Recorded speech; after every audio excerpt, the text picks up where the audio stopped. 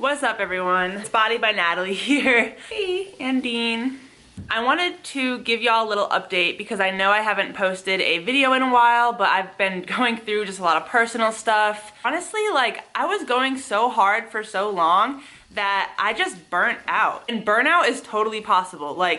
I was working out hard 6 days a week, counting my macros every single day. I've gained 5 pounds since January, I guess. Tips for how to not get burnt out or to push out of that burnout phase is stop relying on motivation. Motivation comes and goes. Some days you'll feel like hitting the gym. Some days you don't feel like hitting the gym. Some days you want to eat healthy. Some days you want a cookout tray with a double cheeseburger and hush puppies. The people who really see progress and stick with this program, and there's just the plan overall to get healthier, the people who stick to that know what they need to do, know what they want to do, and they know what they have to do. If you really want this change, you have to get it done. You need to. Think of it as schoolwork. Think of it as your job. Not all of us feel like waking up at 8 o'clock in the morning and going to work, but we do it because we have to. Think of your health as that. Your health is just as important as your job, your school, your family. If your health isn't in check, all the other things surrounding your life are gonna suffer. Not to mention, 5 years down the road, even 10 years down the road, if you don't get your health in control now, that's gonna just bring up problems you can't even think of right now. Diabetes, cancer, heart disease, medications. You'll be spending so much time and money on stuff in the future because you didn't take control of your health now. It's totally fine if you fall off for a week, 2 weeks, whatever, but as long as you get back on track and don't stop, you will make progress. You will get there. And yes, I gained 5 pounds, and I don't see it as backtracking. I see it as I took a little break, I took some time off, and now I'm 110% ready to get back in there and drop these 5 pounds and keep making progress. Tip number 2 is to change your programming. So if you hate going to the gym every day because you hate your program or you hate the workouts you're doing, then switch it. Same with your meals. Don't think you have to eat chicken and veggies to lose weight. Chicken and veggies, lunch and dinner. Look at my fit meals on my Instagram, Body by Natalie. Click through that highlight and see all of the different kinds of meals I eat, I incorporate. I have a huge variety of foods that I eat. Tip number 4 to avoid burnout is to talk to someone. I post on my Instagram stories. I'm vulnerable with my whole tribe. Everyone who follows me, I'm upfront and honest. I'll tell you guys, I binged. I wasn't that great this week. I skipped a workout. And just talking to someone and saying it out loud helps. Tell someone that, hey, I'm feeling kind of lazy this week. I don't know what's happening. Just venting about it and expressing your feelings and your thoughts about it will help. Let's do this. I know we can do this. I know we want to do this. Even Dean's excited. So I'm going to finish making my breakfast. I'm gonna hit the gym a little bit later, and I'll catch you guys soon. Bye.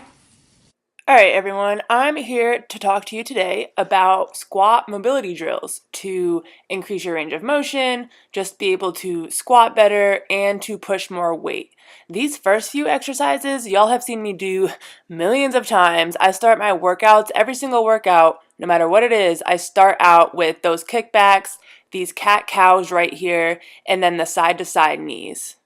And these 2 moves coming up, you can add to your warm-up as well. The first one you're going to see is an elevated adductor stretch, and this can also work your ankle mobility. What you want to do is place one foot on top of a box pointing away from you, and then the other foot that's on the floor, you want it a little bit past shoulder width and then facing front ways. And then just slowly kind of lean into the stretch and feel it on the insides of your legs. This second one is an eccentric goblet squat. So you want to just have your normal squat stance, feet a little bit wide, toes pointed out, and when you sit down into the squat, you want to go slow, pause for a second, and then come back up. And for all of these, you want to just do a few sets of each, keep it light. So here is a common problem that I see people have with their squat is overarching their back on the way up. And to fix this, you want to work on your core stability and strength. So this exercise right here is a modified bird dog exercise where you're on all fours and you just lift one leg up and the opposite arm up.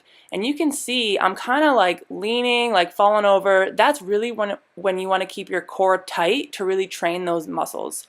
Here's another one I'm using with one of my Skyware bands.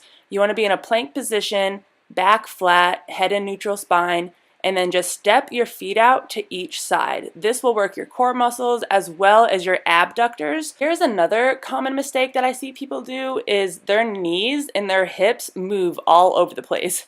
And yes, I'm kind of over exaggerating on these. Normally this happens when you're pushing heavy weight, your knees just start to fall inwards and your body shifts around.